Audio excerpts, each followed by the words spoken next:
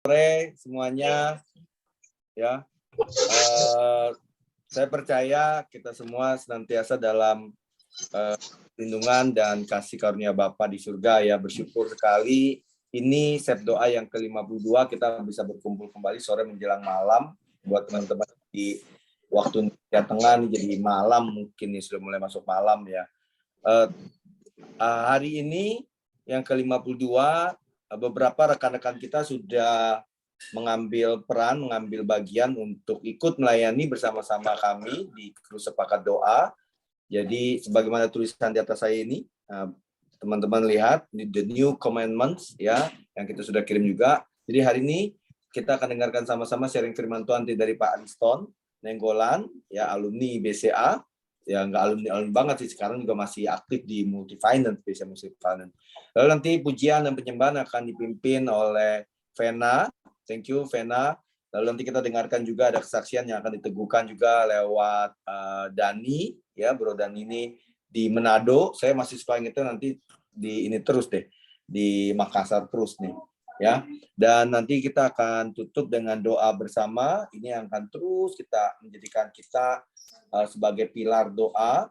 Nanti Bu Rimenda akan pimpin kita dalam doa bersama. Kita terus teguhkan hati teman-teman supaya persekutuan kita ini, saya percaya bukan saja sekedar kita berfellowship, tetapi memang bagaimana kita bisa meneguhkan iman kita satu dengan yang lain, dan yang terpenting bagaimana BCA ini betul-betul, saya percaya Bapa di surga melihat ada kesetiaan yang kita lakukan, anak-anak Tuhan, anak-anak Bapa di BCA, dan tentunya Bapa di surga juga mencintai kita, anak-anak di BCA dan grupnya, dan demikian juga hal dengan BCA itu sendiri, ya. Kita melihat banyak gunjang-ganjing di sana. Saya percaya BCA akan teguh karena banyak anak-anak Tuhan yang dikasihi Bapa, ya. Oke, teman-teman, mari kita ambil siapkan hati kita untuk sama-sama mengikuti seluruh rangkaian Sep Doa ini. Sekali lagi terima kasih atas kerelaannya untuk ikut join dalam Sepakat Doa ke-52 ini. Saya serahkan ke Vena.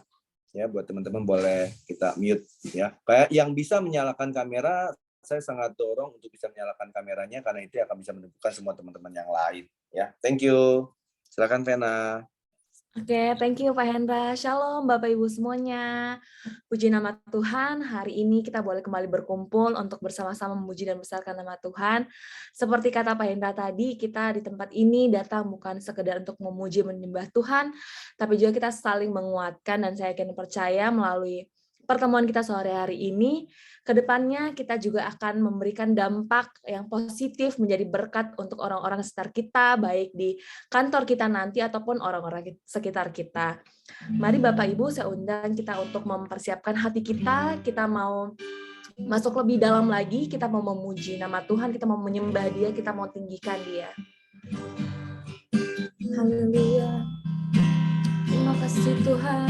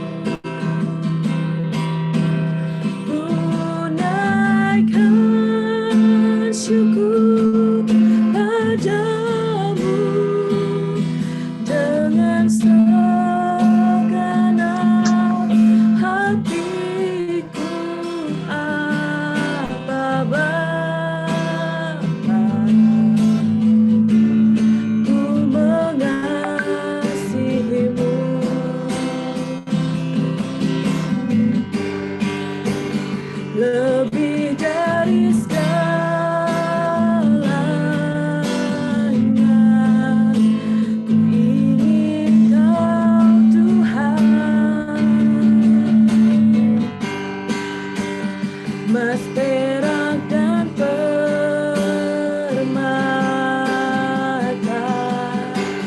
tiada artinya.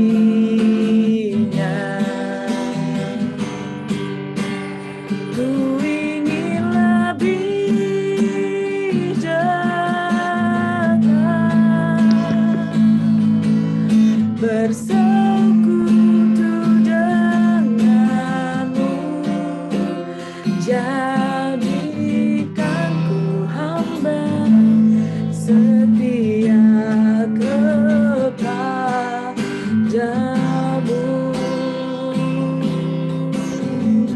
Terima kasih Bapak Ibu, kita mau masuk lebih dalam lagi.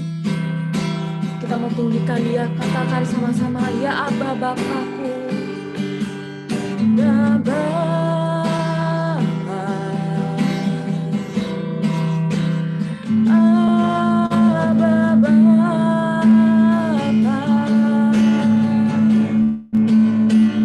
Kau segalanya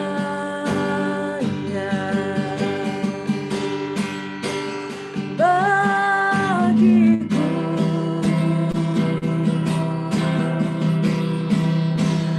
Ku naikkan syukur padamu dengan segenap hatiku, Aba Bapa.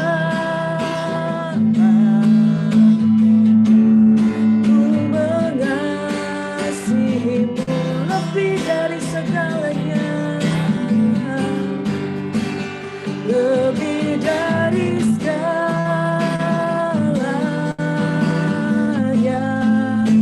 Ku ingin Kau Tuhan, Mas perak dan permata,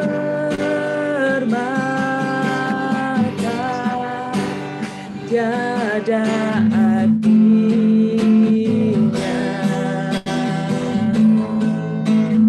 Ku ingin lebih dekat, bersekutu denganmu, jadikan ku hamba setia kepadamu, lebih dari segalanya, lebih dari segalanya.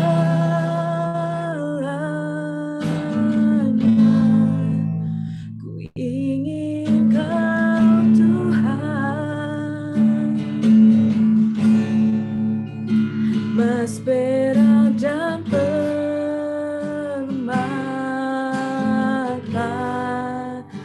tiada artinya.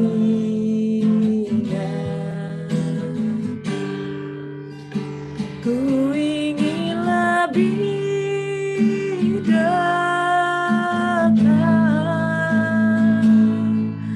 bersekutu denganmu, jadikan ku hamba setia kepadamu.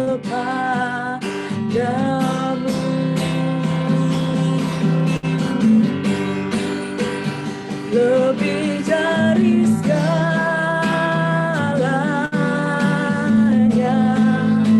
ku ingin Kau Tuhan, Mas perak dan permata,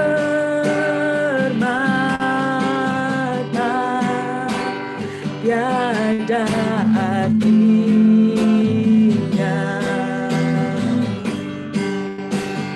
Ku ingin lebih dekat, bersekutu denganmu,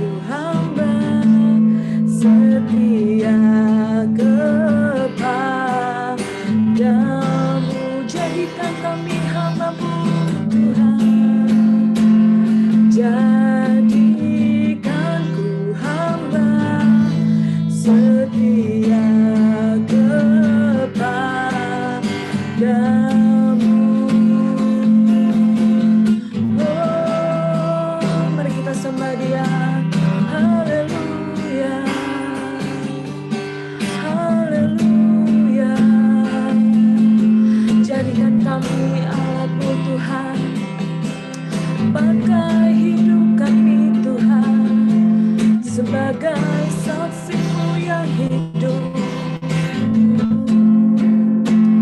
Oh, haleluya, haleluya. Kau saja Tuhan yang kami tinggikan, Kau saja Tuhan yang kami agungkan Tuhan. Haleluya, terpujilah namamu Tuhan. Bangunan. Terpujilah Engkau Yesus. Ya, Oh, kami menyembahmu Tuhan, hanya Kau saja. Terima kasih Tuhan, terima kasih Bapa. Kau saja Tuhan yang kami agungkan Tuhan,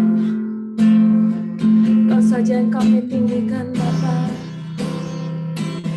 Karena kami tahu Tuhan, kami tidak dapat berjalan Tuhan tanpa Engkau ada Tuhan bersama-sama dengan kami Bapa.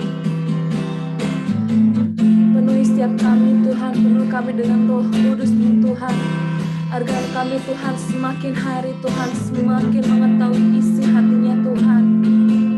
Terima kasih Tuhan, terima kasih Bapa. Terima kasih Tuhan. Haleluya.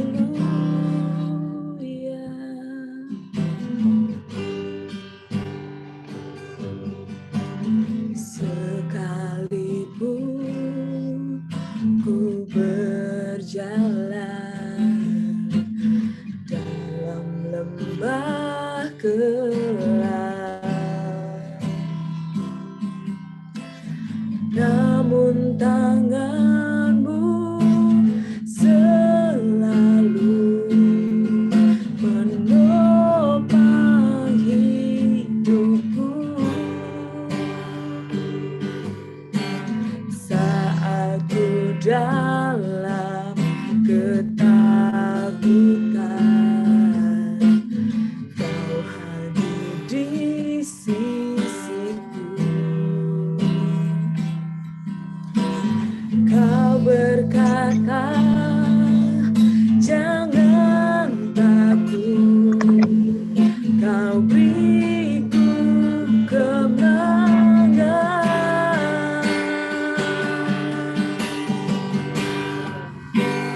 Kaulah Tuhan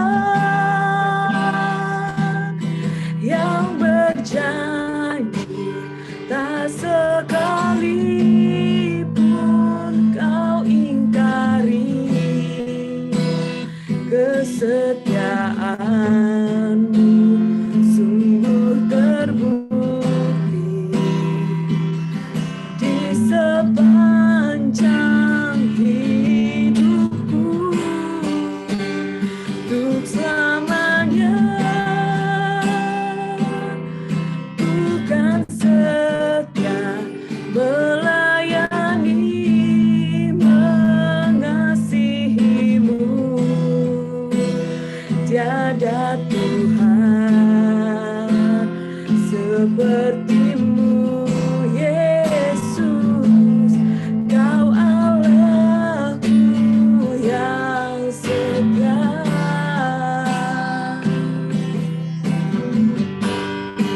Katakan, saat ku dalam kegelapan, saat ku dalam ketakutan, Kau hadir di sisiku. Kau berkata, jangan takut, Kau beriku kemenangan. Kaulah Tuhan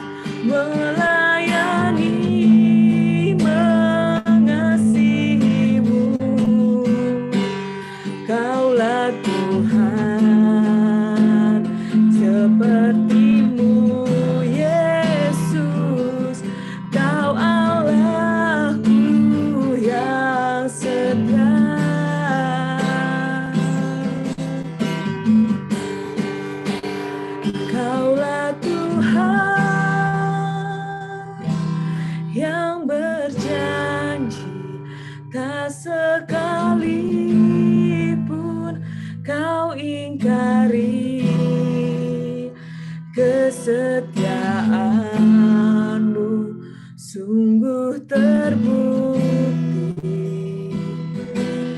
di sepanjang hidupku untuk selamanya.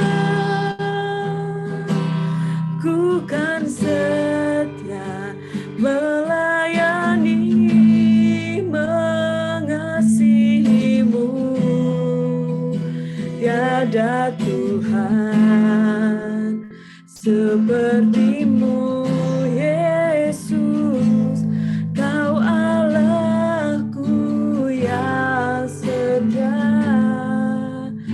Tiada Tuhan sepertimu, Yesus.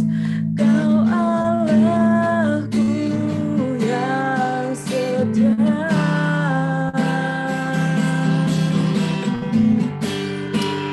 Terima kasih Tuhan. Terima kasih Tuhan. Terima kasih Tuhan buat sore hari ini Tuhan. Terima kasih Tuhan, terima kasih Bapa, terima kasih Tuhan Yesus. Terima kasih Tuhan untuk hari yang indah ini Tuhan. Kau boleh membawa kami Tuhan bersama-sama Tuhan untuk kembali bersama-sama berkumpul Tuhan untuk memuji dan besarkan nama-Mu Tuhan. Terima kasih Tuhan untuk waktu yang indah ini Tuhan yang Kau telah sediakan Tuhan bagi setiap kami Bapa. Bapa, sebentar lagi Tuhan kami mau masuk lebih dalam lagi Tuhan untuk memuji dan menyembah Engkau Tuhan. Bahkan kami mau mendengarkan kebenaran firman Tuhan. Sebelum sebelum itu Tuhan, kami akan sharing satu dan yang lainnya Tuhan. Kiranya Tuhan memberkati Tuhan ibadah kami pada sore hari ini Tuhan. Dari awal pertengahan hingga akhirnya Tuhan. Bela Engkau sendiri Tuhan yang beracara Tuhan. Engkau sendiri Tuhan yang mengawali Tuhan. Yang beracara Tuhan untuk ibadah kami pada malam hari ini, sore dan malam hari ini Tuhan. Sehingga Tuhan ketika kami pulang Tuhan, kami berbeda ketika kami datang Tuhan. Ada pengharapan yang baru Tuhan, ada sukacita yang baru, ada damai sejahtera yang baru Tuhan, yang Tuhan sudah sediakan bagi setiap kami Tuhan. Dan sebentar lagi Tuhan kami siap Tuhan untuk sharing satu dan yang lainnya. Dan siap kami Tuhan yang percaya dan mengucap syukur pada sore hari ini berkata, amin. Amin, amin. Puji nama Tuhan. Baiklah Bapak Ibu yang diberkati Tuhan, sebentar lagi sebelum kita menerima berkat Tuhan, kebenaran firman Tuhan, kita akan mendengarkan kesaksian dari Bapak Dani Sutikno dari KPBC Manado. Pada Bapak Dani, waktu dan tempat saya persilahkan. Oke, shalom, thank you Vena. Suara saya kedengeran ya? Kedengeran kok. Oh, puji Tuhan. Soalnya di sini kayak sinyalnya agak kurang bagus. Yang lain videonya agak gangguan. Ya. Puji Tuhan, Bapak Ibu, teman-teman semua. Ya. Saya mau sore hari ini, saya mau berbagi apa yang Tuhan kerjakan di dalam kehidupan kami, ya. Khususnya hal yang fresh lah ya. Saya yakin hari demi hari setiap saat banyak Tuhan kerjakan dalam kehidupan kita semua ya. Kesaksian demi kesaksian, perkara demi perkara yang Tuhan bukakan. Nah, sore hari ini saya mau saksikan satu hal yang terbaru yang mungkin baru beberapa minggu yang lalu Tuhan bukakan juga. Ya, kita tahu bahwa di dalam kehidupan kita belajar untuk berserah kepada Tuhan, kita belajar untuk sepenuhnya taat dan setia kepada apa yang Tuhan mau kerjakan dalam kehidupan kita, gitu ya.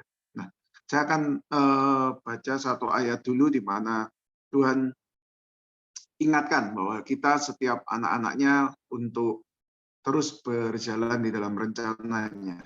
1 Petrus 3 ayat 8 ya. Sampai 12 bicara dan perikopnya kasih dan damai. Ya. Ayat 8 saya bacakan, dan akhirnya hendaklah kamu semua seia sekata seperasaan, mengasihi saudara-saudara, penyayang dan rendah hati, dan janganlah membalas kejahatan atau caci maki dengan caci maki. Tetapi sebaliknya, hendaklah kamu memberkati, karena untuk itulah kamu dipanggil, yaitu untuk memperoleh berkat. Sebab siapa yang mencintai hidup dan mau melihat hari-hari baik, ia harus menjaga lidahnya terhadap yang jahat dan bibirnya terhadap ucapan-ucapan yang menipu. Ia harus menjauhi yang jahat dan melakukan yang baik. Ia harus mencari perdamaian dan berusaha mendapatkannya. Sebab mata Tuhan tertuju kepada orang-orang benar dan telinganya kepada permohonan mereka yang minta tolong. Tetapi wajah Tuhan menentang orang-orang yang berbuat jahat. Ya, puji Tuhan.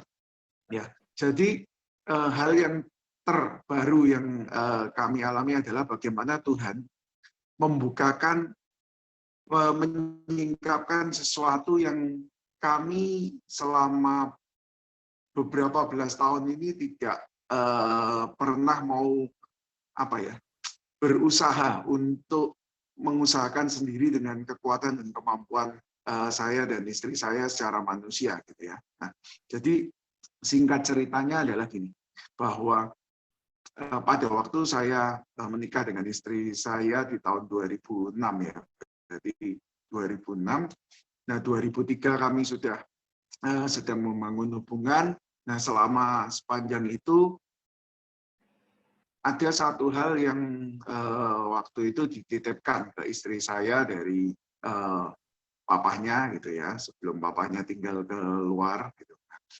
Habis gitu terakhir adalah intinya kita disuruh untuk mengambil pada waktu apa yang dititipkan toko lah, itu dititipkan dan tutup dan sudah mau habis, mau diserah terimakan kembali kepada pemiliknya. Nah, waktu itu saya masih baru-baru di BCA ya, baru mungkin 4 tahun, 5 tahun, jadi masih baru belajar juga. Nah, waktu itu Tuhan izinkan bahwa oh ya kita lakukan apa yang mertua saya minta gitu ya, apa yang papa kami minta gitu. Nah, setelah selesai kita nggak tahu ternyata ada mungkin barang-barang tertentu yang sudah lebih dulu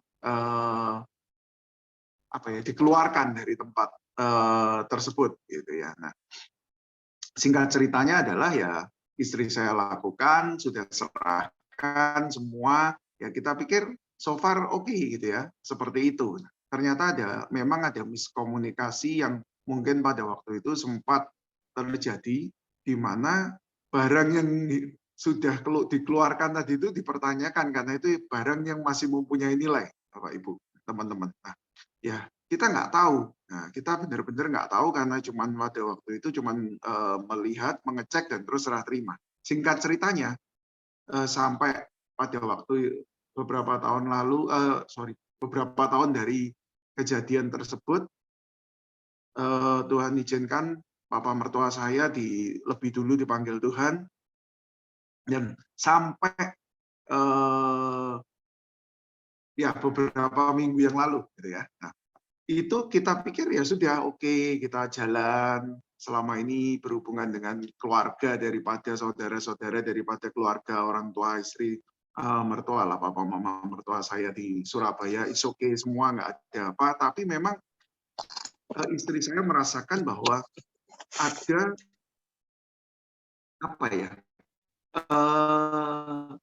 dirasakan ada kejanggalan dan perbedaan yang mungkin dirasakan setelah kejadian tersebut dengan beberapa om, tantenya, dan saudara-saudara sepupu gitu ya. Tapi hal itu tidak diambil pusing gitu ya, Bapak Ibu, dengan kami. Jadi ya sudah, kita pikir is okay, kita lakukan, pokoknya tetap jaga hubungan sebagai lakukan lah seperti biasa hubungan keluarga dan sebagainya. Sampai singkat cerita memang istri saya merasakan ada beberapa hal yang kalau dulu ada rasa hubungan dengan beberapa omnya, tantenya itu cukup dekat, terus dengan sepupunya itu kita sampai sering berinteraksi, tapi dirasakan ada yang berubah. Ya, tapi sampai terakhir itu, saya di Makassar 2 tahun lalu kalau nggak salah, itu pada waktu Ngkong kami, ya, engkau dari istri saya meninggal. Nah, waktu itu istri saya ke Surabaya untuk hadir sampai acaranya. Nah, itu pun saya nggak tahu bahwa apa yang dialami dan dirasakan istri saya pada waktu hal tersebut terjadi. Nah, kita pikir so far oke, semua tidak ada masalah. Ya, kita tetap jaga, kita tetap jaga hubungan, kita tetap lakukan apa yang memang kami harus lakukan, gitu ya. Nah, sampai akhirnya ternyata beberapa minggu yang lalu ini kebetulan dari ada tante dari istri saya yang tinggal di Amerika pas datang. Nah, terus pas main ke Bali gitu ya, kebetulan kami domisilinya kan di Bali.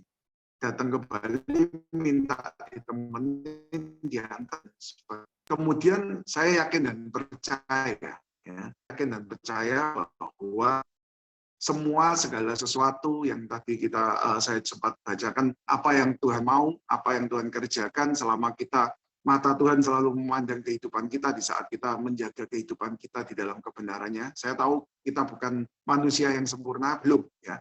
Tapi kita dengan pertolongan Roh Kudus yang ada dalam kehidupan kita, dia selalu memimpin kita untuk melangkah di dalam rencana dan juga apa yang Tuhan mau, kebenarannya. Nah, saya kejadian yang kemarin beberapa minggu lalu ini, saya tahu itu penggenapan juga Pak, dari firman Tuhan, Pengkhotbah 3 ayat 11, ya ini saya comot satu ayat aja, bahwa firman Tuhan berkata, ya saya yakin banyak yang familiar dengan Pengkhotbah 3 ayat 11, ia membuat segala sesuatu indah pada waktunya, bahkan ia memberikan kekekalan dalam hati mereka, tetapi manusia tidak dapat menyelami pekerjaan yang dilakukan Allah dari awal sampai akhir. Nah, beberapa minggu yang lalu, saya tahu itu bukan suatu kebetulan, salah satu tante dari istri saya datang ke Bali minta liburan dari Amerika, terus minta istri saya temenin antar dan sebagainya. Terus hari pertama biasa antar kuliner dan sebagainya tanpa ada apa-apa. Nah, hari berikutnya itu Tuhan izinkan tanpa ujuk-ujuk gitu kalau bahasa Jawanya, tanpa disangka-sangka tiba-tiba itu tercetus pembicaraan di mobil antara istri saya dengan tantenya. Nah, ternyata singkat cerita Tuhan izinkan, Tuhan buat komunikasinya tiba-tiba mengarah kepada dulu sangat disayang sama papa dan sebagainya, bla bla bla bla, akhirnya sampai pembahasan hal-hal yang ternyata yang kami tidak tahu yang terkait dengan tadi, ya, apa yang diminta untuk kami lakukan, itu ternyata ada pembicaraan atau intinya tanda kutipnya istri saya dijadikan kambing hitam oleh orang yang sangat dekat dan terdekat. Nah, ini yang puji Tuhan, ya. Kalau kita tahu mungkin kalau orang yang kita saling nggak kenal, orang itu mengata-ngatai kita, memfitnah kita, mungkin kita sekalipun kadang kita juga bisa emosi, tapi kita mungkin tidak terlalu merasa gitu. Udahlah, dia siapa nggak kenal, intinya orang marah kita ini selesai. Gitu ya.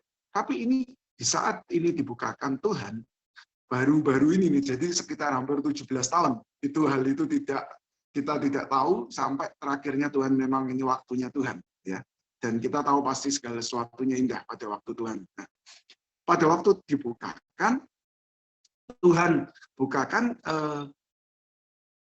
pembicaraan itu mengarah ke sana, terus ternyata semua hal yang tadi disampaikan tadi, yang hal-hal yang tidak benar yang disampaikan, istilahnya istri saya yang dipersalahkan dan sebagainya, Tuhan buka, Tuhan ungkap. Dan Tuhan ungkap, terus terjadi rekonsiliasi, terjadi pemulihan, dan puji Tuhan, akhirnya Tuhan kembalikan, gitu ya, kembalikan hal-hal yang terhilang, bahkan kami yakin dan percaya Tuhan gantikan dengan sesuatu yang luar biasa. Nah, di situ kami belajar bahwa ini loh yang Tuhan selalu bicara bahwa pembelaan, apa hal-hal yang terkait dengan pembelaan dan pembuktian segala sesuatu itu haknya Tuhan, bukan haknya kita. Itu saya belajar dari hal ini. Sekalipun tadi firman Tuhan ngomong di Pengkhotbah 3 ayat 11 bahwa segala sesuatu indah pada waktunya, dan kita tidak bisa menyelami apa yang menjadi rencana atau rancangan atau pekerjaan Tuhan dari awal sampai akhir. Ya, hal yang seperti ini, kalau kita mungkin nggak tahu kejadian itu apa yang Tuhan izinkan terjadi. Kadang kita juga nggak tahu bahwa apa yang menjadi rencana Tuhan. Tapi kami mengalami bahwa selama kita mengalami hal ini ya, di dalam keluarga terdekat lagi dan sebagainya, nah kita tahu bahwa di saat kita difitnah, di saat kita diapakan, disitulah waktunya memang Tuhan sedang mau memberkati dan mengerjakan rancangan yang besar, yang indah, yang saya yakin dan percaya tidak tergoncangkan, ya Tuhan kerjakan. Dan puji Tuhan, setelah terjadi rekonsiliasi, justru relationship itu terjadi lebih baik lagi, lebih luar biasa lagi. Nah, hal ini mungkin kalau juga Tuhan ingatkan dengan kondisi kita di dalam pekerjaan. Mungkin saya juga pernah mengalami kadang kita sebagai karyawan BCA juga gitu ya. Kita kan selalu berinteraksi dengan banyak orang, baik itu antar rekan kerja juga termasuk customer, nasabah-nasabah kita. Nah, Tuhan ingatkan bahwa kadang tidak jarang nasabah kita ada miss atau nasabah kita ada salah pengertian yang terus kemudian kita alami, tapi kita terus menjaga hubungan dengan nasabah kita melakukan bagian kita, dan pada waktunya di saat waktu Tuhan justru terjadi Tuhan bukakan, dan seringkali justru hal tersebut Tuhan pakai sehingga hubungan kita dengan customer kita, nasabah-nasabah kita itu justru menjadi lebih baik. Karena memang di saat kita lakukan segala sesuatu dengan benar dan tulus ya. Nah, itu Tuhan juga kerjakan. Nah, ini Tuhan ingatkan juga. Makanya Tuhan ingatkan di dalam setiap kehidupan kita, saya khususnya adalah, yuk nggak perlu, kalaupun kita kadang dihadapkan dengan kondisi-kondisi yang kita dipersalahkan atau kita merasa kita ini nggak salah, kita ini benar. Tuhan katakan nggak perlu kita melakukan pembuktian atau pembelaan. Karena bisa jadi itu memang waktunya Tuhan, itu Tuhan mau lakukan untuk membawa kita semakin dewasa dan semakin ngerti. Yang Tuhan mau adalah kita introspeksi kondisi kita, terus kemudian kalau memang kita sudah lakukan yang benar, kita tinggal lihat apa yang menjadi rancangan Tuhan dalam kehidupan kita, apa yang menjadi rencana Tuhan yang terbaik yang Tuhan mau kerjakan. Tapi kalaupun memang itu ternyata, kita miss, itu Tuhan mengingatkan kita supaya kita tidak terjatuh terus dan kita tidak terlena dengan hal yang salah, tapi Tuhan mau kita bertobat dan melakukan pemulihan. Ya, puji Tuhan. Mungkin sore hari ini hal itu yang saya bisa bagikan, saksikan melalui hal yang kami alami, hal yang refresh, yang terbaru gitu ya, baru beberapa waktu dan sudah sekian belas, mungkin hampir 17 tahun dari 2005 ya. Tuhan baru buka 17 tahun kami mengalami dipersalahkan, mungkin disalah mengerti, mungkin tanda kutip sampai istilah kata ngomong ekstrimnya dikucilkan atau seperti ditinggalkan, tapi Tuhan buat rekonsiliasi dan kami melihat bagaimana yang tadinya miss ternyata sekarang begitu dikasihi, disayang oleh keluarganya karena ada miss tersebut dibukakan Tuhan yang merubah tadinya benci tetapi sekarang jadi cinta dan rindu. Puji Tuhan. Itu yang bisa saya bagikan. Tuhan Yesus memberkati kita semua. Haleluya. Amin, puji nama Tuhan. Thank you kesaksiannya, Ko Dani, sangat memberkati kita semua. Saya izin kutip satu ayat Alkitab di Kolose 3 ayat 23, demikian firman Tuhan. Apapun juga yang kamu perbuat, perbuatlah dengan segenap hatimu, seperti untuk Tuhan dan bukan untuk manusia. Seperti tadi kesaksiannya Ko Dani, mungkin selama beberapa tahun terakhir sempat ada kesalahpahaman mungkin, ataupun mungkin juga tadi bukan saja di keluarganya, mungkin di pekerjaan ataupun saya percaya kita juga sering mengalaminya, tapi ketika kita melakukan bagian kita, Tuhan juga pasti akan melakukan bagiannya, dan pasti rencana Tuhan pasti yang selalu yang terbaik dan tepat waktu. Puji nama Tuhan. Terima kasih Ko Dani sharingnya sekali lagi. Saatnya Bapak Ibu kita akan masuk dalam penembahan firman Tuhan. Sambil kita mempersiapkan hati kita angkat satu pujian.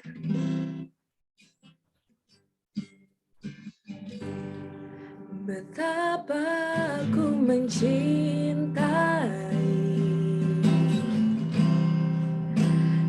segala yang telah terjadi. Tak pernah sendiri jalani hidup ini, selalu menyertai. Betapa aku menyadari di dalam hidupku ini, Kau selalu memberi rancangan terbaik oleh karena kasih.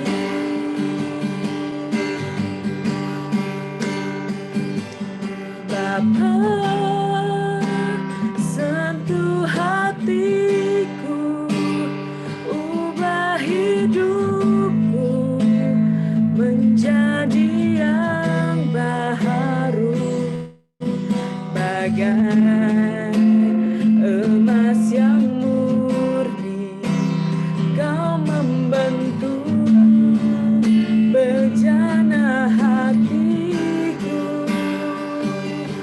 Bapa, ajarku mengerti sebuah kasih yang selalu memberi, bagai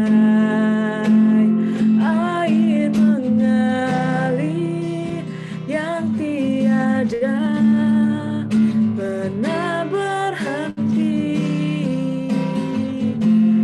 bagai air mengalir yang tiada pernah berhenti. Saya serahkan kepada Bapak Liston. Terima kasih, Ena. Teman-teman semua, mari kita bersatu di dalam doa. Bapa, biarlah Engkau yang menyentuh hati kami, mengubah hidup kami, untuk boleh terus mengasihi seperti air mengalir yang terus mengalir, mengalirkan kasih di dalam hidup kami. Bapak, terima kasih untuk sore hari ini, kami bersama boleh bersekutu, berdoa, memuji nama-Mu, memberi kesaksian, dan saat ini kami akan mendengarkan firman-Mu. Tuhan, biarlah Roh Kudus-Mu yang menguasai hati dan pikiran kami, untuk kami boleh mengerti akan firman-Mu, bukan hanya mengerti, tapi juga melakukannya di dalam hidup kami. Bapa, berkatilah hamba-Mu yang akan menyampaikan firman-Mu. Biarlah Tuhan saja yang dipermuliakan. Biarlah firman-Mu yang ditaburkan pada sore hari ini menjadi benih yang terus bertumbuh, berbuah di dalam hidup kami pribadi lepas pribadi. Terima kasih Bapa di surga. Berfirmanlah Engkau ya Tuhan, karena kami semua siap untuk mendengar. Amin.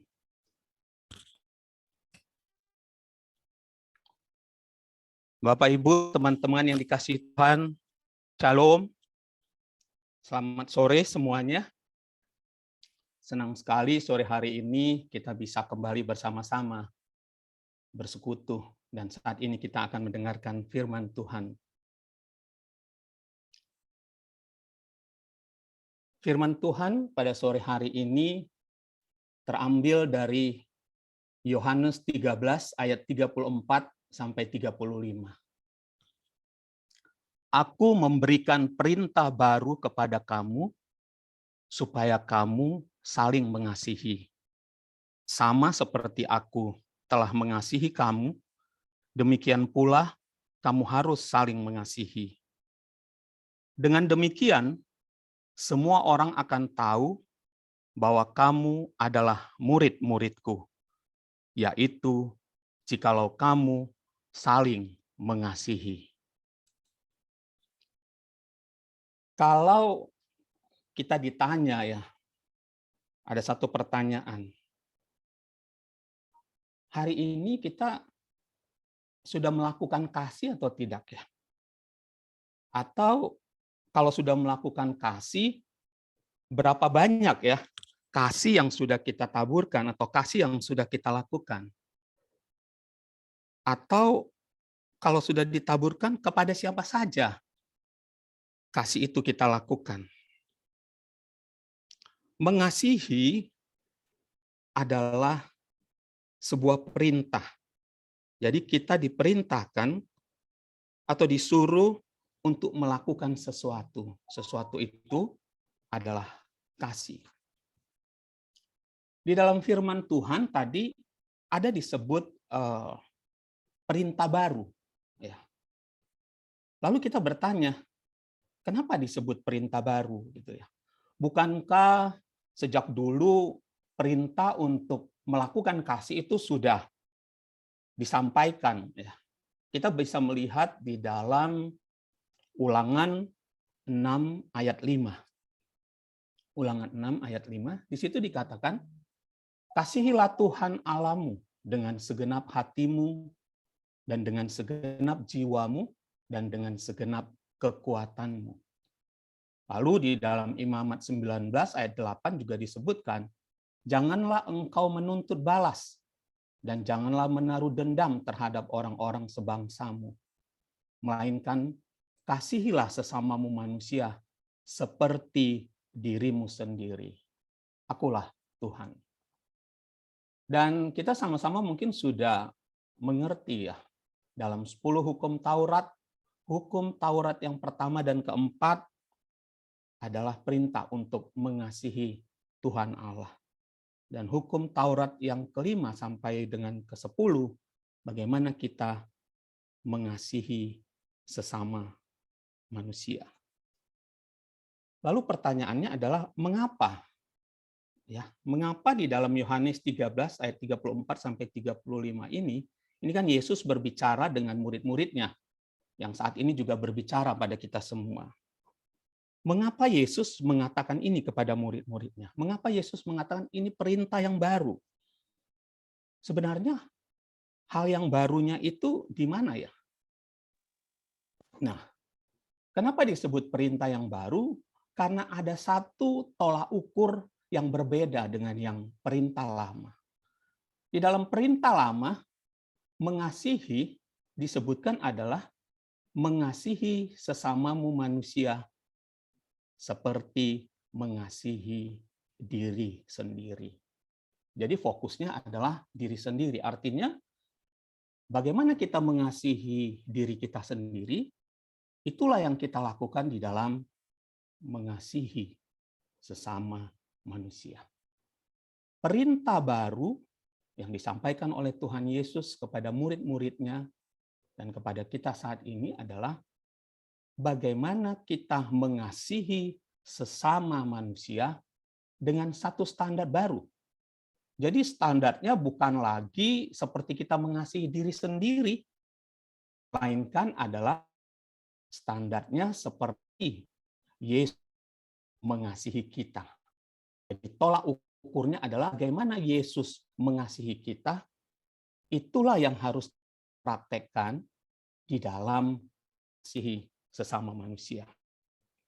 Kita lihat kembali Yohanes 11 ayat 33, aku memberikan perintah baru kepada kamu supaya kamu saling mengasihi.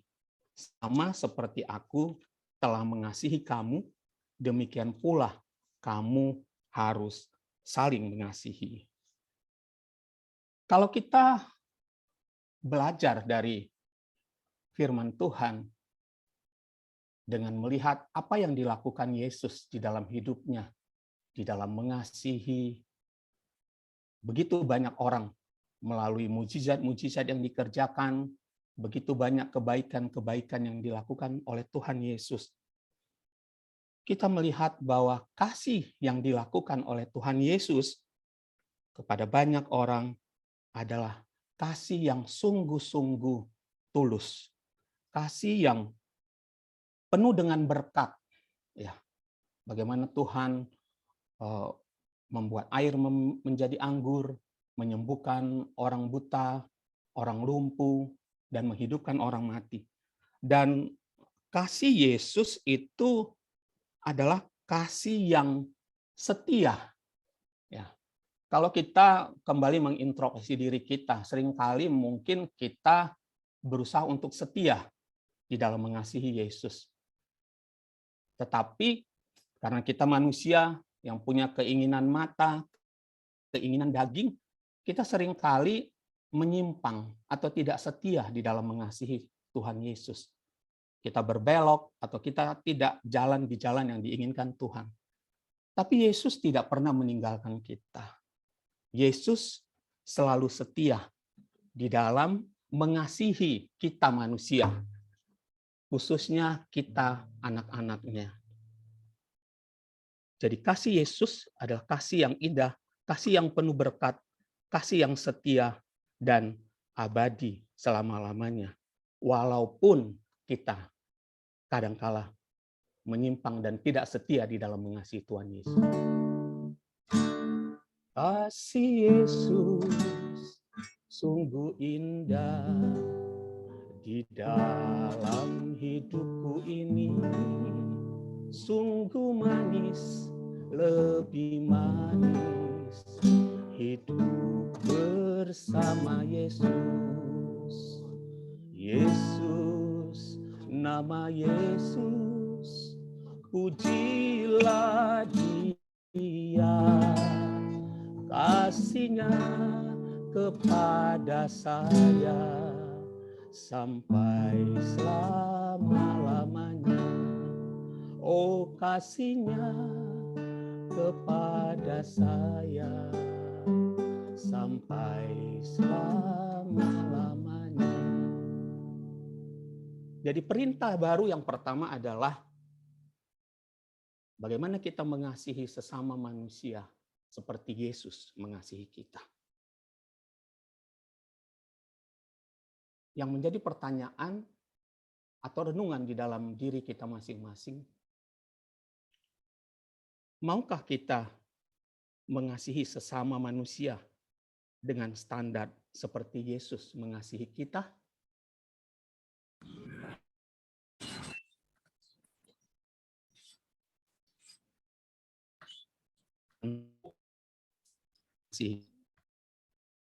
Mari anak-anak Tuhan untuk melakukan dengan ukur seperti Yesus mengasihi kita. Kemudian bagi kedua, kasih sebagai perintah yang baru adalah kasih di mana kasih itu, boleh next itunya. Kasih sebagai perintah baru adalah terkait siapa yang mau kita kasihi. Jadi ini mengenai siapa yang mau kita kasihi. Kalau perintah yang lama, mengasihi sesama manusia. Namun dalam prakteknya seringkali kita mengkotak-kotakkan atau mengelompokkan ya. Jadi biasanya kita lebih mengasihi mungkin orang yang satu suku dengan kita atau satu marga dengan kita ya. Kalau ada satu marga biasanya di dalam orang Batak, orang Chinese, atau satu daerah atau satu rumpun gitu ya. Nah, perintah yang baru Yesus meluruskan ini bahwa kalau kita mau mengasihi sesama manusia, kasih yang kita lakukan haruslah kasih yang tanpa sekat. Kasih yang tanpa diskriminasi. Kasih kepada sesama manusia, siapapun dia, sebagai ciptaan Tuhan. Seperti tertulis di dalam Galatia 3 ayat 28. Dalam hal ini, tidak ada orang Yahudi atau orang Yunani, tidak ada hamba atau orang merdeka, tidak ada laki-laki atau perempuan, karena kamu semua adalah satu di dalam Kristus. Mengasihi sesama tanpa diskriminasi tidak mudah juga ya, karena itu perlu satu satu jiwa, kebesaran jiwa, perlu kasih yang lebih besar. Karena kita sebagai manusia memang kan memiliki banyak perbedaan ya. Tapi kita secara kodrat seringkali nyaman dengan hal-hal yang lebih ada kesamaan. Sehingga mungkin ketika ada perbedaan, kita memilahnya sehingga tidak sepenuhnya menyatakan kasih karena tadi ada perbedaan itu. Padahal Tuhan Yesus sudah meluruskan ini. Tuhan Yesus di dalam hidupnya mengasihi semua orang. Tidak ada diskriminatif. Kalau kita melihat misalnya bagaimana Sakeus, pemungut cukai, yang mungkin di dalam masyarakat agak dikucilkan. Tetapi Yesus mengasihi Sakeus, sehingga dia menyuruh turun dari pohon dan makan di rumahnya. Jadi kasih Yesus adalah kasih yang tidak diskriminatif. Nah, itulah yang seharusnya kita lakukan sebagai wujud dari kita melakukan perintah yang baru di dalam mengasihi. Tidak melihat apakah dia kaya atau miskin, apakah dia orang terkenal atau tidak, atau orang berpangkat atau memiliki satu jabatan tertentu. Teman saya pernah cerita, dia bilang begini, kenapa ya kita ini misalnya di dalam lingkungan kantor, ada mungkin sukacita atau ada kemalangan. Terus yang sukacita atau kemalangan ini mungkin satu saat dari golongan dengan satu kedudukan yang lebih tinggi atau dengan finansial yang lebih baik atau lebih besar. Ketika kita akan memberikan sesuatu, kita cenderung memberikan lebih besar kepada kelompok yang tadi dengan kedudukan yang lebih tinggi atau dengan finansial yang lebih baik. Padahal tentu mereka tidak terlalu membutuhkan itu. Tapi karena gengsi atau karena merasa nggak enak hati, dia melakukan itu. Padahal mungkin untuk orang-orang yang kecil, untuk orang-orang yang secara finansial tidak terlalu mapan, mungkin lebih membutuhkan pemberian kita yang lebih besar. Jadi memang apa yang Yesus sampaikan kepada murid-murid dan sampaikan kepada kita pada sore hari ini, kita harus mengasihi tanpa diskriminatif, mengasihi semua orang tanpa mengotak-kotakkan atau tanpa Tuhan besar.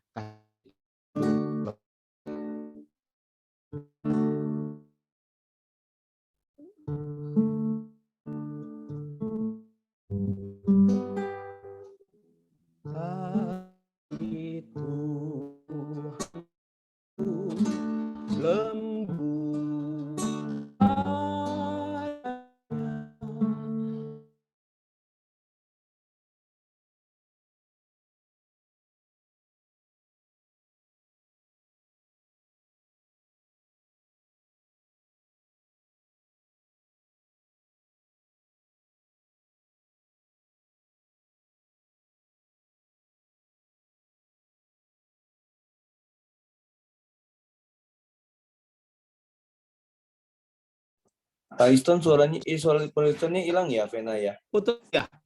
Oh iya itu dia. Yang putus Paliston tadi. Oke, kita lanjut dulu ya. Ya. Tadi lagi nyanyi, iya. Ya. Kasih Tuhanku lembut padanya ku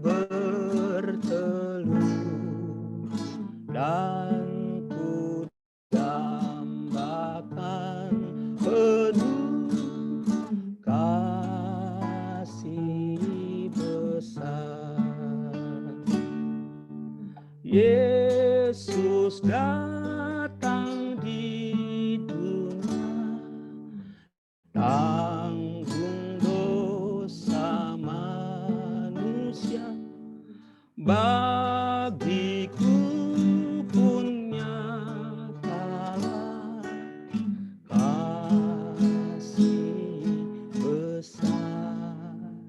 Ya, kasih besar, kasih besar, tidak terhingga dan ajaib benar, kasih besar. Ya, kenapa saya menyelipkan lagu-lagu ini? Karena memang kadangkala dengan lagu kita lebih ingat ya akan kata-kata atau firman Tuhan. Apalagi kalau lagu-lagu itu memang terambil dari ayat-ayat ataupun firman Tuhan.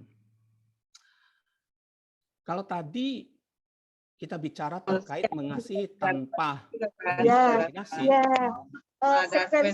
Sketsa, ya. Betul. Sorry, bisa ya next slide-nya. Ketika kita bicara mengasihi tanpa diskriminatif, ya berarti mengasihi semua orang. Pertanyaannya kan kadang-kadang nggak semua orang itu kita senangi. Nggak semua orang juga baik dengan kita. Mungkin ada yang memusuhi kita. Lalu pertanyaannya adalah, mengasihi musuh itu mungkin apa tidak? Kita lihat di dalam firman Tuhan Lukas 6 ayat 27 dan 28. Tetapi kepada kamu yang mendengarkan aku berkata, kasihilah musuhmu, berbuatlah baik kepada orang yang membenci kamu. Mintalah berkat bagi orang yang mengutuk kamu, berdoalah bagi orang yang mencaci kamu. Matius 5 ayat 44, tetapi aku berkata kepadamu, kasihilah musuhmu dan berdoalah bagi mereka yang menganiaya kamu. Nah, kalau pertanyaan yang seperti di awal tadi kembali ditanyakan kepada kita, kapan terakhir kali kita mengasihi musuh atau orang yang jahat pada kita? Mungkin agak sulit ya kita menjawabnya. Karena memang bagaimana ya? Coba kita bayangkan ya. Ini perintah yang paling sulit. Mengasihi musuh. Karena kan musuh itu kan next orang-orang yang mungkin membenci kita. Orang-orang yang sirik atau iri kepada kita. Atau orang-orang yang selalu menyerang atau melawan kita. Yang sering membuat kita tidak nyaman, tidak enak, ataupun orang-orang yang membuat hidup kita susah. Tetapi Yesus memberi perintah kita mengasihi tanpa diskriminatif, termasuk mengasihi musuh kita. Jadi kita harus mengasihi musuh kita, yang mana musuh itu kadangkala ya ada di sekitar kita, baik di dalam lingkungan kantor, kadangkala di dalam hubungan keluarga, di dalam pertemanan, dan lain sebagainya. Tapi perintah yang sulit ini kita bisa lakukan karena Yesus sudah memberi teladan bagaimana mengasihi musuh. Kita sebagai anak-anak Allah mempunyai sifat-sifat Allah. Tentunya dengan sifat-sifat Allah yang kita miliki, kita juga bisa meneladani Yesus di dalam mengasihi musuh. Pertanyaannya berikutnya adalah, kenapa ya kita harus mengasihi musuh? Bukankah musuh itu harusnya ya dibalas gitu ya, atau dimusuhi juga gitu? Nah, kita harus mengasihi musuh karena ini adalah perintah Allah yang baru. Jadi perintah itu hukumnya wajib. Yang kedua adalah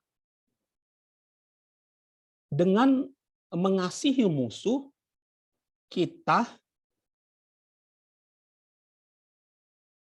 mengubah musuh menjadi kawan. Ya, jadi kalau kita punya musuh, kita lawan juga akan semakin runcing permusuhan dan itu tidak akan berkesudahan. Ya. Tapi kalau kita coba mengubah musuh itu menjadi kawan dengan mengasihi mereka, itu adalah satu cara terbaik untuk kita bisa mengasihi dan berdamai dengan dia. Hal itu juga sekaligus mencegah dan mengobati kebencian, karena kadang-kadang permusuhan akan menimbulkan kebencian, dan kebencian itu bisa menimbulkan kejahatan. Kita melihat banyak orang-orang yang bermusuhan, lalu kemudian saling menyerang dan melakukan yang namanya pembalasan dendam. Ya. Dengan mengasihi musuh, membuat iman kita bertumbuh. Kenapa?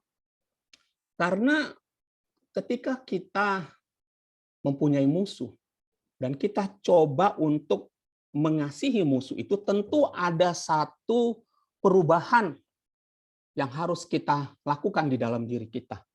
Perubahan yang menyangkut kita mengesampingkan emosi kita, mengesampingkan keinginan daging kita sebagai manusia, dan memberikan tempat bagi Yesus, bagi kasih Yesus di dalam diri kita untuk kita sampaikan, untuk kita lakukan, kepada musuh-musuh kita.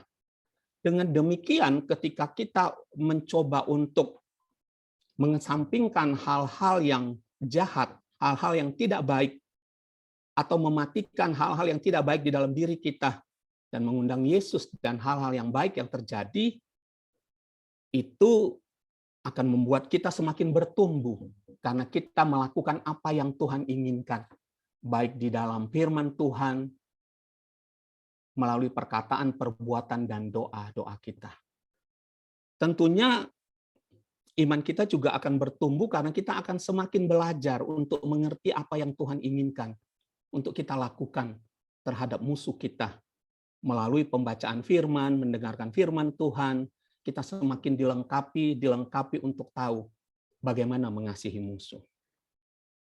Yang berikutnya adalah mengasihi musuh membuat hidup kita berbeda, membuat hidup kita berkemenangan. Kalau kita membiarkan di dalam pikiran kita untuk tidak mengasihi musuh kita, yang terjadi sebaliknya. Tentu kita kalau sudah punya musuh, kita kan suka berpikir ya, ini ntar kalau ketemu dia, waduh udah nggak enak nih. Atau kita coba berpikir, apalagi yang akan dilakukan oleh musuh kita itu ke kita ya. Apakah dia ngomongin kita di belakang kita, atau dia menjelekkan kita ke orang lain, atau dia menyampaikan sesuatu yang tidak didukung oleh fakta. Itu membuat kita juga jadi berpikir untuk kita harus melakukan apa gitu ya, untuk mengcounter hal tersebut. Ini yang kadang-kala membuat hidup kita menjadi tidak tenang. Kadang-kadang ada orang yang tidak bisa tidur gitu ya, karena mikirin musuhnya, mikirin sakit hatinya, mikirin apalagi yang harus dia perbuat dan mengantisipasi apa yang diperbuat musuhnya kepada kita. Jadi mengasihi musuh membuat hidup kita berbeda dan menjadi hidup kita yang berkemenangan. Mungkin next. Ya, ini sudah disampaikan. Ya. Jadi perintah yang baru adalah juga mengajarkan kepada kita bagaimana kita mengasihi musuh dan mengampuni musuh kita. Seperti lagu berikut ini. Ajarilah kami saling mengasihi. Ajarilah kami saling mengampuni.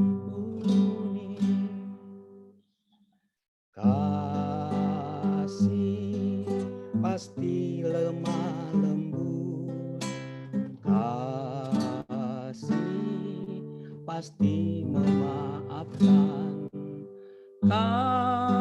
Kasih pasti murah hati, kasih-Mu, kasih-Mu Tuhan.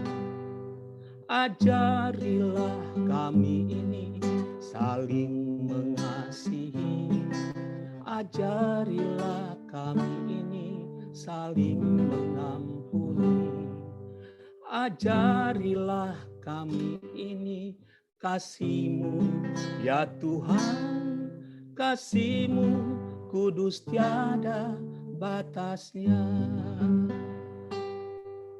Ya, next. Kalau tadi kita diberi perintah untuk mengasihi musuh, ada perintah lagi yang lebih dalam lagi bagaimana kita mengampuni musuh.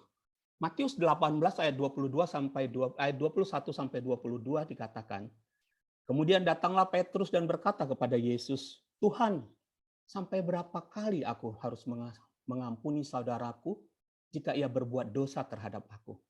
Sampai 7 kali. Yesus berkata kepadanya, bukan, aku berkata kepadamu, bukan sampai 7 kali, melainkan sampai 70 kali 7 kali. Mazmur 86 ayat 5, sebab Engkau ya Tuhan baik dan suka mengampuni dan berlimpah kasih setia bagi semua orang yang berseru kepadamu. Next. Ya. Pertanyaan yang sama, mengapa kita harus mengampuni? Ya. Di dalam Matius 6 ayat 14 sampai 15 dikatakan, karena jikalau kamu mengampuni kesalahan orang, Bapamu yang di surga akan mengampuni kamu juga. Tetapi jikalau kamu tidak mengampuni orang, Bapamu juga tidak akan mengampuni kesalahanmu. Jadi poin yang pertama adalah kita harus mengampuni orang lain, termasuk musuh kita, agar kita juga diampuni Tuhan. Atau karena kita sudah diampuni Tuhan, maka kita juga harus mengampuni orang lain. Mungkin teman-teman juga pernah merasakan ya, kalau kita misalnya mengikuti satu perjamuan kudus, misalnya di dalam gereja Protestan. Ada satu pertanyaan sebelum kita menerima sakramen perjamuan kudus. Apakah engkau sudah berdamai dengan saudaramu? Berdamai dengan orang-orang yang memusuhimu. Jadi perintah untuk mengampuni adalah perintah yang baru. Karena kita sudah diampuni Tuhan.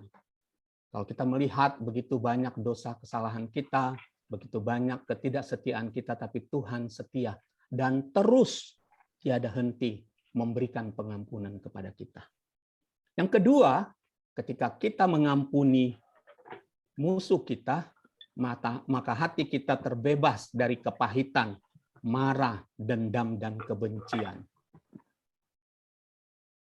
Dari satu penelitian disebutkan bahwa penyakit kanker itu ada 3 faktor.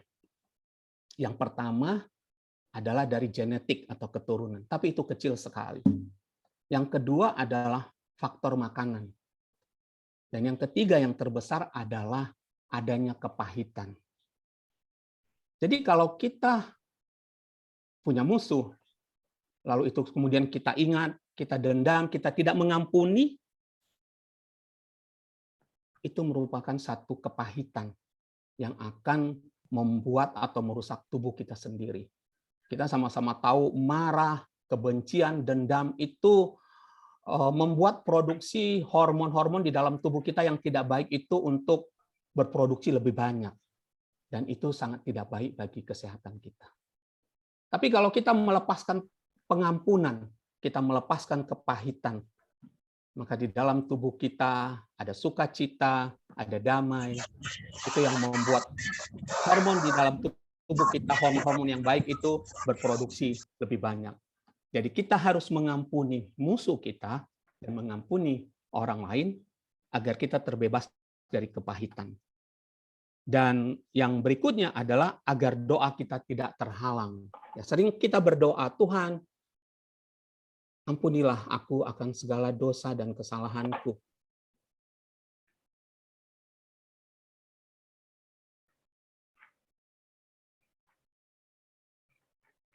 Jadi kita doa bahwa kita orang jangan mengampuni, kita juga jadi nyaman meminta Tuhan sebagaimana kita orang mengampuni musuh kita. Next.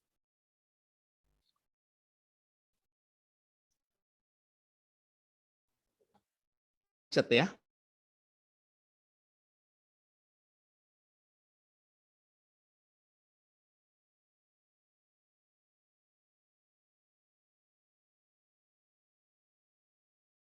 Putus lagi. Mohon maaf teman, mungkin ini sih kurang ini ya. Nggak apa-apa, it's okay. Ya. It's okay. Next slide-nya. Lukas 23 ayat 34, Yesus berkata, "Ya Bapa, ampunilah mereka sebab mereka tidak tahu apa yang mereka perbuat." Mengampuni musuh sudah diberikan teladan oleh Yesus. Kita tahu Yesus yang sudah begitu banyak berbuat kebaikan, tapi kemudian disalibkan, dihina, dicercah, dipukul, dicambuk, dan disalibkan. Namun apa yang dilakukan Yesus ketika di kayu salib? Yesus berkata, "Ya Bapa, ampunilah mereka, sebab mereka tidak tahu apa yang mereka perbuat." Kalau kita mengingat kisah Stefanus, Stefanus itu matinya kan martir ya. Ketika dia di dalam Kisah Para Rasul 7 ayat 60, ketika dia sudah dilempari batu, dan ketika dia sudah akan meninggal, dia berkata sambil berlutut dan berseru dengan suara nyaring, "Tuhan, janganlah tanggungkan dosa ini kepada mereka." Dan selesai melakukan atau mengatakan perkataan itu, meninggallah ia. Jadi, teladan yang diberikan Yesus ataupun dari kisah Stefanus ini, harusnya kita sebagai anak-anak Tuhan juga bisa mengampuni musuh kita, mengampuni orang-orang yang berbuat jahat kepada kita. Satu contoh yang kita ingat kalau kisah Yusuf. Yusuf juga ya, itu oleh saudara-saudaranya dibenci, sampai mau dibunuh, akhirnya dimasukin di lubang, sampai Yusuf harus mengalami penderitaan, dijual sebagai budak, sampai akhirnya Yusuf menjadi kepercayaan raja. Ketika saudara-saudaranya yang kelaparan itu datang, Yusuf tidak membalaskan dendam kepada mereka. Apa yang dikatakan Yusuf? Kalian mereka-rekakan yang jahat, tetapi Allah melakukan yang baik. Jadi sebenarnya yang diperintahkan kepada kita adalah kita harus mengampuni. Kita tidak melakukan pembalasan. Pembalasan biar Tuhan yang melakukannya. Itu tugas Tuhan. Tugas kita adalah memberikan pengampunan. Kemudian kita masuk kepada bagian yang ketiga, terkait perintah baru. Kalau tadi bagaimana kita mengasihi tanpa diskriminatif, yang ketiga adalah terkait identitas kita sebagai murid-murid Tuhan atau pengikut Kristus. Kalau kita ditanya apa tanda atau identitas kekristenan kita? Apakah dengan kita memakai kalung salib, atau kita rajin membawa Alkitab, atau kita sering sharing di WA ya terkait firman Tuhan dan lainnya? Itu tidak salah, ya. Tetapi identitas kekristenan kita yang utama adalah kasih. Seperti tadi yang kita baca di dalam Yohanes 3 ayat 35, dikatakan bahwa dengan demikian semua orang akan tahu bahwa kamu adalah murid-muridku, yaitu jikalau kamu saling mengasihi. Jadi perintah baru yang ketiga adalah identitas kita sebagai murid Tuhan, sebagaimana Tuhan sampaikan kepada murid-muridnya dan kepada kita, adalah kasih. Ketika kita melakukan kasih kepada sesama kita. Di dalam kisah jemaat mula-mula, ya, Kisah Para Rasul 2 ayat 41, kita belajar bagaimana jemaat mula-mula itu bertekun, sehati, gembira, tulus hati. Mereka saling mengasihi, saling mendukung. Kalau baca cerita itu ya, ada yang sampai menjual hartanya sehingga tidak ada yang berkekurangan. Ya. Itu menjadi tauladan bagi kita. Ya. Jadi identitas kekristenan kita harus terlihat ketika kita mengasihi. Kalau kita coba merenung ya di dalam kehidupan Kristen, apa yang paling banyak membuat orang tidak datang kepada Yesus adalah ketika hambatan yang terbesar itu orang melihat kita sebagai anak-anak Tuhan, sebagai orang yang percaya, tidak ada kasih di antara kita. Tuhan Yesus sudah memberikan kasih-Nya, kasih agape, kasih yang tanpa pamrih, kasih yang tulus dan ikhlas, kasih yang sempurna.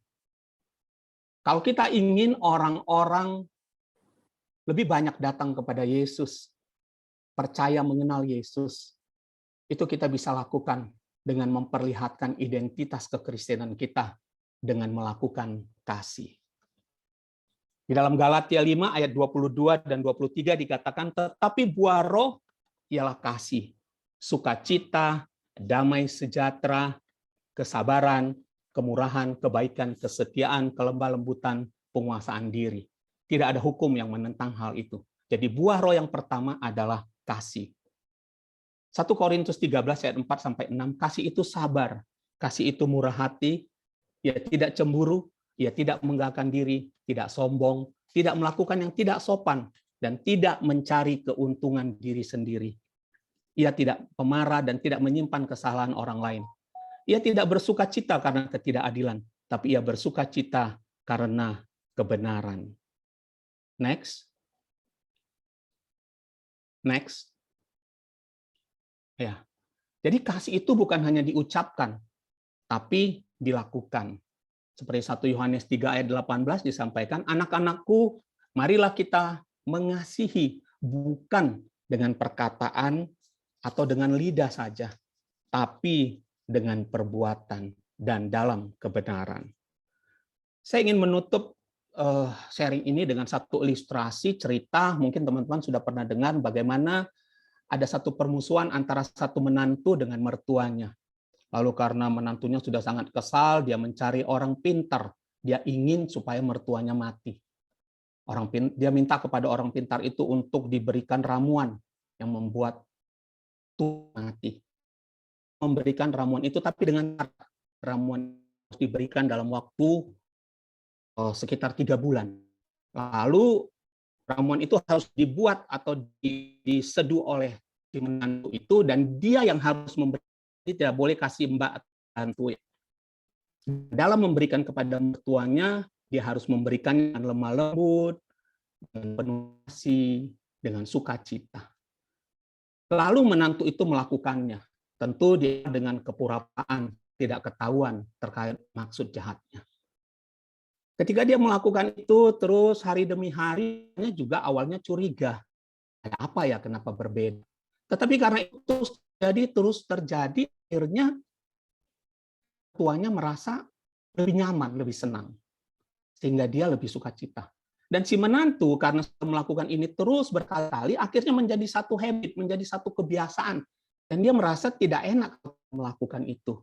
Akhirnya ini terjadi terus sampai sekitar 2 bulan lebih.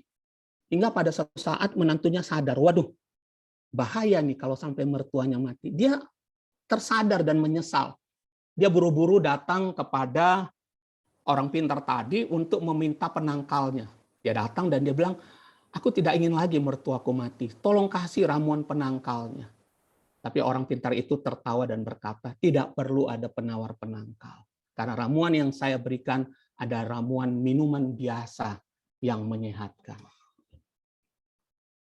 Teman-teman, dari ilustrasi ini kita diajar untuk mengerti bahwa melakukan kasih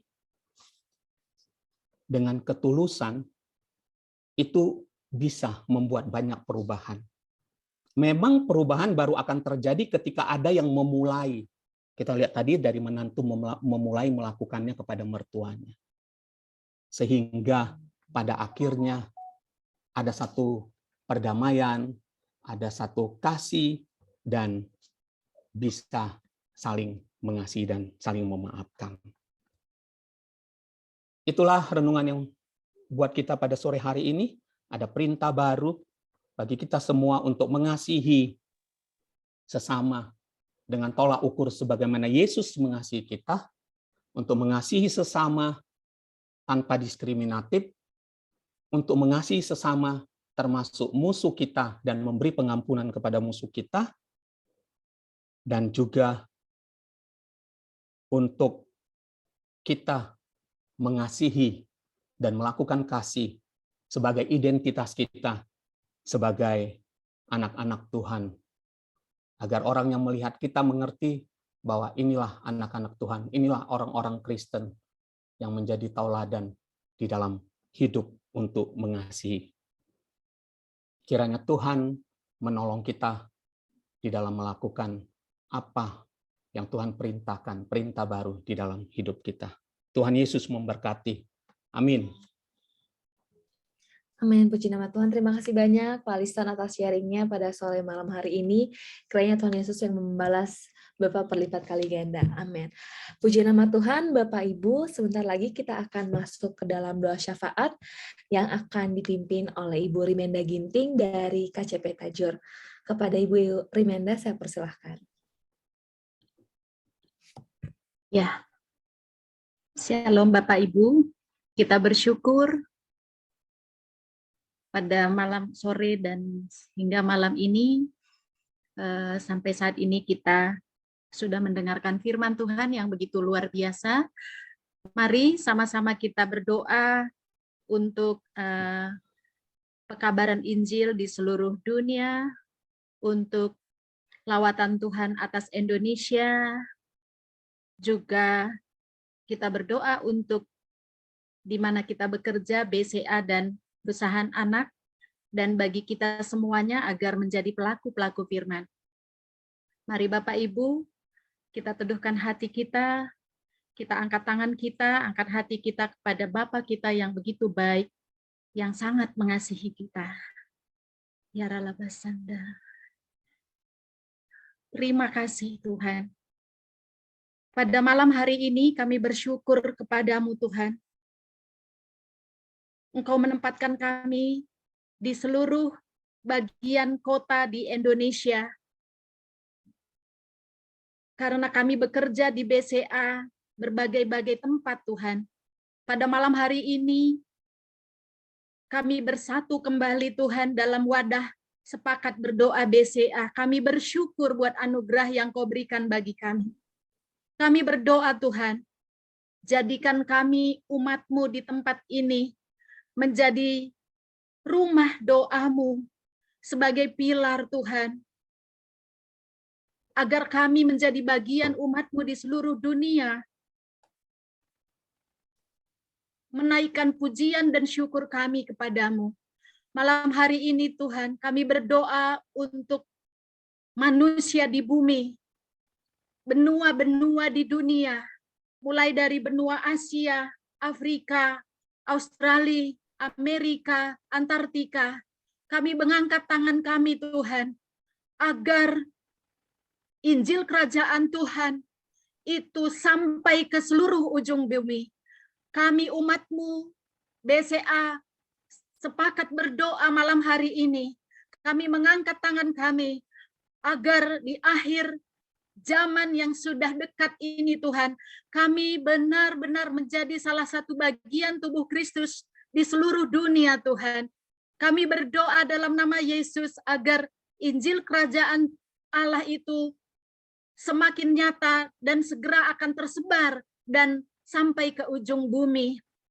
Pada malam hari ini juga Tuhan, kami berdoa agar damai sejahtera dari Bapa Surgawi itu Tuhan curahkan atas pemimpin-pemimpin dunia, sehingga mereka hidup membawa bangsa-bangsa takut akan Tuhan, bukan menyebarkan keserakahan Tuhan. Kami mendengar ada perang di bagian dunia, belahan dunia yang lain, yang menyebabkan kesulitan bagi rakyat, bagi manusia, bagi rakyat yang dipimpin. Kami berdoa kepadamu Tuhan, agar damai sejahtera, takut akan Tuhan, itu terjadi atas pemimpin-pemimpin bangsa di dunia. Keserakahan, kesombongan kami ikat dalam nama Yesus. Malam hari ini Tuhan, kami melepaskan roh takut akan Tuhan atas pemimpin-pemimpin yang ada di dunia ini. Sehingga mereka melakukan setiap kebijakan-kebijakan yang ada Tuhan, itu didasarkan dengan takut akan Tuhan. Khususnya malam hari ini kami juga berdoa untuk Indonesia yang Tuhan cintai, yang kami cintai ini Tuhan. Mulai dari Pulau Sumatera, Jawa, Kalimantan, Sulawesi, Irian Jaya, Bali dan sekitarnya, pulau-pulau kecil. Di desa-desa, lembah-lembah, kota-kota, kami berdoa dalam nama Yesus Kristus. Biar damai sejahtera daripada Tuhan itu turun atas Indonesia. Indonesia akan menjadi kota shalom karena ada orang yang berdoa malam hari ini ya Tuhan. Kami minta Tuhan dan kami percaya Engkau terus bekerja atas Indonesia. Kami berdoa Tuhan, biarlah anak-anak Tuhan yang ada di tempat ini, di dalam grup ini, yang ada di kota-kota, turut menjadi agen perubahan di dalam doa-doa kami, agar Indonesia dipenuhi dengan kemuliaan-Mu. Dan kami berdoa Tuhan, agar dimanapun kami berada, BCA-BCA yang ada Tuhan, itu menjadi salah satu bagian untuk berdoa bagi kota dan bangsa, agar sungguh kasih Tuhan itu didengar dan disaksikan oleh semua rakyat yang ada di Indonesia. Kami berdoa untuk pemimpin negara kami, Bapak Jokowi dan wakilnya ya Tuhan, dan juga para gubernur, para pembantu-pembantu, sampai ke desa-desa, kepala desa, kami berdoa dalam nama Yesus, agar roh takut akan Tuhan, itu Tuhan berikan pada pemimpin kami Tuhan, agar semua rakyat yang dipimpin ini ada di dalam damai dan takut akan Tuhan. Dan kami berdoa agar setiap keputusan yang dibuat itu dilakukan karena takut akan Tuhan. Kami bersyukur untuk pandemik yang Tuhan sudah pulihkan.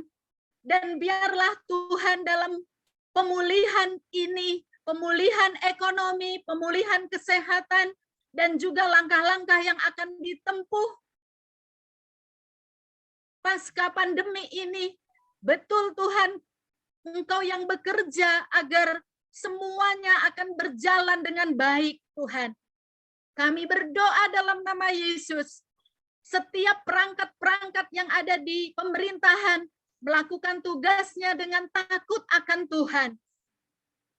Dan malam hari ini Tuhan, secara khusus kami berdoa untuk Bank Indonesia yang mengatur keuangan, perekonomian di Indonesia bersama dengan perangkatnya, agar melaksanakan tugasnya sesuai dengan yang sudah ditetapkan dan takut akan Tuhan.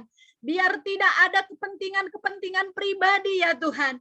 Bahkan kami berdoa agar setiap pemangku kepentingan, mereka memahami rambu-rambu yang telah ditetapkan dan tidak melanggarnya dalam nama Tuhan Yesus. Kami berdoa Tuhan, agar terjadi kebaikan atas bangsa kami, atas perekonomian di bangsa kami khususnya ya Tuhan. Terima kasih Tuhan buat malam hari ini. Kami sepakat berdoa di tempat ini.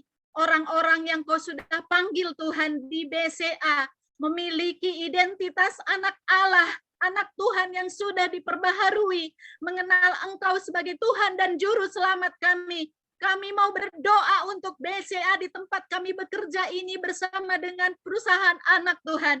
Kami mengangkat tangan kami untuk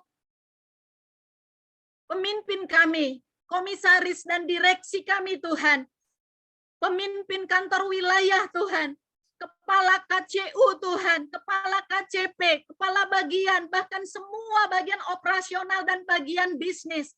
Kami berdoa dalam nama Yesus, biarlah mereka semua, kami semua melaksanakan tugas kami dengan takut kepada Tuhan, dan kami menjalankan tugas kami lebih daripada apa yang dibinta, semata-mata oleh karena kami ingin jadi berkat Tuhan. Kami berdoa dalam nama Yesus, Engkau yang menjagai setiap kami, khususnya yang ada dalam grup sepakat berdoa ini Tuhan. Biar kami menjadi agen perubah di tempat kami masing-masing ya Tuhan. Seperti firman-Mu yang kami dengar pada malam hari ini, biarlah perintah yang baru itu, yaitu kasih itu Tuhan, itu boleh kami lakukan di tempat kami bekerja dalam nama Yesus. Malam hari ini Tuhan, kami minta hikmat daripada Bapa Surgawi itu, mengubah hati kami Tuhan, berdamai dengan diri kami, hidup kami berdamai dengan Engkau Tuhan. Engkau memperbaharui setiap kami ya Tuhan, supaya kami menjadi berkat di mana kami berada, supaya perbuatan kami, perkataan kami seturut dengan yang Kau kehendaki, sehingga dunia tahu, teman-teman kami yang belum mengenal Engkau tahu bahwa karena Yesuslah hidup kami berubah.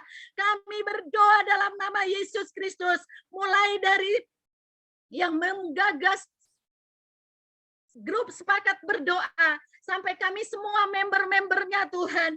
Malam hari ini Engkau ubahkan hidup kami Tuhan, supaya melalui perubahan hidup kami ini, dunia ini tahu, teman-teman kami tahu, bahkan nasabah kami tahu bahwa hidup kami berubah karena Yesus yang mengubahnya, karena Roh-Mu yang mengubahnya. Itulah doa kami dan tangisan kami Tuhan. Itulah yang kami rindukan Tuhan. Ketika kami mengikuti sepakat berdoa, ada kehidupan kami yang berubah, ada tata cara kami yang berubah sesuai dengan firman-Mu. Terjadilah itu bagi kami semua Tuhan, dimanapun kami berada. Terima kasih buat malam hari ini. Kami berdoa juga buat saudara-saudara kami yang sakit, teman-teman kerja kami yang sakit, ibu bapak kami yang sakit, anak-anak kami yang sakit, bahkan suami istri kami yang belum datang kepada Tuhan dan belum mengenal Tuhan. Malam hari ini kami berdoa dalam nama Yesus. Ada kuasa yang mengubahkan, ada kuasa yang memulihkan, ada kuasa yang menyembuhkan terjadi dalam nama Yesus Kristus pada malam hari ini. Terima kasih Tuhan untuk berkat-berkat-Mu yang Kau berikan bagi semua kami yang ada di BCA ini ya Tuhan. Terutama yang naik jabatan, terutama yang pindah pekerjaan, pindah lokasi, yang mereka jauh dari keluarga. Kami berdoa agar penyertaan Tuhan itu ada atas mereka, agar takut akan Tuhan itu ada pada mereka. Terima kasih Tuhan buat malam hari ini. Kami juga berdoa Tuhan untuk pekerjaan kami, nasabah-nasabah kami, karena kami ada di keuangan, banyak orang-orang yang kami layani. Malam hari ini kami berdoa ya Tuhan, Kau memberkati para nasabah kami dalam nama Yesus Kristus, agar mereka menjalankan segala usaha mereka dengan baik dan benar ya Tuhan, agar tidak ada penyelewengan dari bisnis-bisnis yang BCA berikan Tuhan. Roh takut akan Tuhan ada pada semua nasabah-nasabah kami. Bahkan ketika kami melayani nasabah-nasabah kami ya Tuhan, kami semua yang ada di grup ini boleh menjadi berkat bagi nasabah-nasabah kami. Bahkan ketika kami melayani dengan tulus, dengan benar Tuhan, mereka boleh bertanya, siapakah gerangan yang mengubahkannya? Ketika itu terjadi, kami bisa menyampaikan kesaksian hidup kami ya Tuhan. Terima kasih Bapak buat kebenaran-Mu pada malam hari ini yang sungguh luar biasa mengubahkan kami ya Tuhan. Kami bersyukur Tuhan Yesus. Kami secara khusus berdoa untuk Pak Liston agar dia semakin luar biasa Tuhan pakai. Dimanapun dia ditempatkan, dipercayakan, di keluarganya, di lingkungannya, bahkan di tempat yang besar Tuhan, agar Engkau memberkati dia dan memakai dia lebih luar biasa lagi. Secara khusus lagi kami berdoa Tuhan untuk teman-teman yang menggerakkan sepakat berdoa ini, agar mereka diberikan terus roh sukacita melayani kami Tuhan. Agar hikmat dari Bapa Surgawi itu menyertai mereka Tuhan. Agar mereka terus senantiasa setia membangkitkan kami, teman-teman di grup BCA ini. Terima kasih buat kebaikan-Mu ya Tuhan. Kami juga tidak lupa buat teman-teman kami yang sudah tahu ada grup ini Tuhan, tapi mereka belum menyempatkan dirinya. Kami berdoa dalam nama Tuhan Yesus, agar pada kesempatan yang akan datang, Engkau yang menggerakkan mereka semuanya, agar kami semuanya dalam kesatuan di BCA ini Tuhan, menjadi semakin erat, semakin kuat dan berdoa bersama-sama, menjadi berkat di BCA ini. Terima kasih Tuhan, terpujilah nama-Mu, Allah kami yang hidup luar biasa. Terima kasih Bapa, terima kasih Yesus, dan terima kasih Roh Kudus. Terpujilah nama-Mu. Di dalam nama Tuhan Yesus, kami sudah berdoa dan mengucap syukur. Amin. Mari kita berdoa sekaligus menutup pertemuan ini. Bapa di surga, terima kasih karena Roh Kudus-Mu menyertai kami dari awal hingga saat ini kami akan mengakhiri kebaktian ini. Tuhan, biarlah Roh Kudus-Mu yang terus menolong kami menjadi pelaku-pelaku firman di dalam hidup kami. Terimalah Tuhan, kiranya berkat kasih karunia dari Allah Bapa, damai sejahtera dari Tuhan Yesus Kristus, serta persekutuan Roh Kudus menyertai kita sekalian saat ini sampai Maranatha, Kristus datang kembali. Haleluya. Amin. Amin. Amin. Amin. Thank you, Pak Liston. Terima kasih buat teman-teman semua yang melayani hari ini. Buat Vena, buat Dani tadi yang memberi kesaksian, juga buat Rimenda yang telah berdoa. Luar biasa doanya. Kita semua diberkati juga Pak Liston untuk sharing firman-Nya. Terima kasih semuanya. Teman-teman ada yang baru pertama kali join di Sepakat Doa ini? Ini Sepakat Doa kita yang ke-52, kita tiap 2 kali. Boleh mungkin kasih icon apa, hati atau apa gitu, boleh? Adakah? Biar kita bisa menyambut. Ya, Pak Daniel bukan baru ya.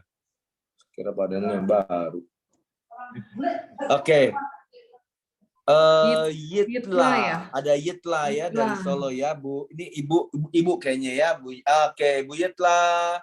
Halo, selamat bergabung, selamat join dengan kita. Kita tiap 2 minggu sekali ya, Bu. Nanti ikuti lagi. Kalau Ibu belum dapat linknya, nanti tanya sama orang yang kasih hari ini linknya ke Ibu.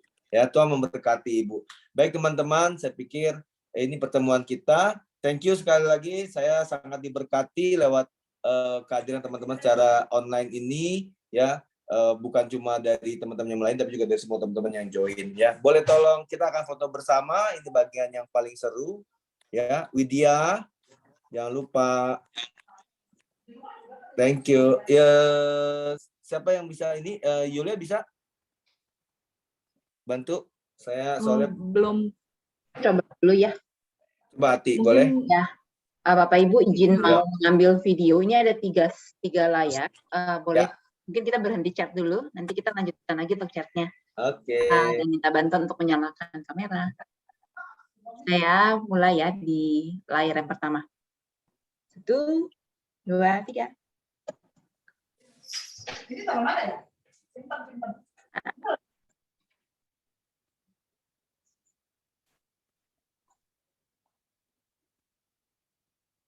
Layar kedua. Okay. Cheese, everyone.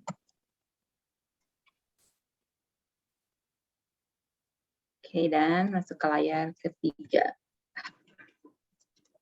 Layar ketiga, oke. Sekali lagi.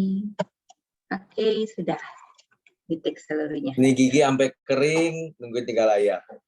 Terima kasih Ati. Thank you Thank teman-teman. you juga Terima semuanya. kasih Bless. semuanya. Thank you, Pak Liston. Terima kasih, Pak Liston. Thank you Pak Liston, Pak Indra, Hendra. Tuhan memberkati. Tuhan Pak Dani.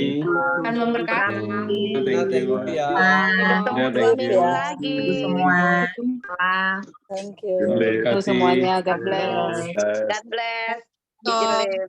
Ya, Bapak Ibu. Jimmy.